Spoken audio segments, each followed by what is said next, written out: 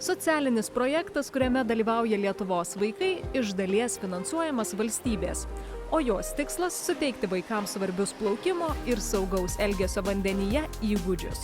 Asociacija LTU Aquatics didžiuojasi projektu Mokausi plaukti ir saugiai elgtis vandenyje. Šiuo metu tai yra vienas didžiausių vaikų fizinio aktyvumo projektų visoje Lietuvoje, kuriame dalyvauja daugiau nei pusė savivaldybių ir 40 baseinų.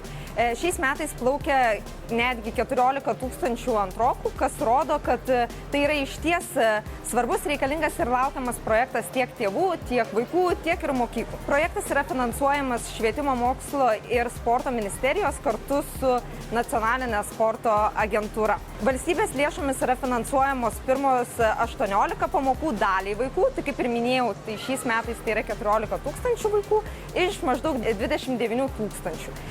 Kitai daliai vaikų išties svarbu vaidmenį prisiema savivaldybės, kurios savo lėšomis prisideda prie Mokausi plaukti, kad kuo daugiau vaikų galėtų dalyvauti pamokose. Tai yra išties svarbus bendras valstybės ir savivaldybių darbas, norint užtikrinti vaikų saugumą bei sveikatą. Mūsų tikslas yra, kad ateityje visi antrų klasių moksleiviai galėtų gauti 100% finansavimą be išimčių.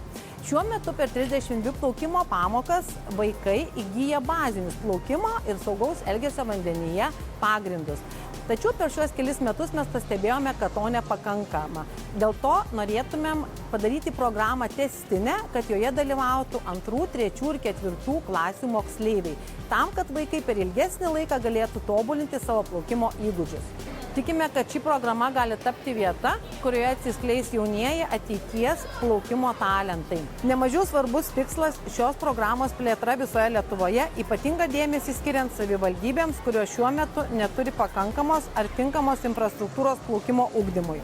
Siekime, kad vaikų galimybės išmokti plaukti ir saugiai elgtis vandenyje nepriklausytų nuo jų gyvenamosios vietos. Projektas prisideda prie vaikų saugumo, stiprinimo ir padeda formuoti atsakingą elgesį vandenyje nuo mažens.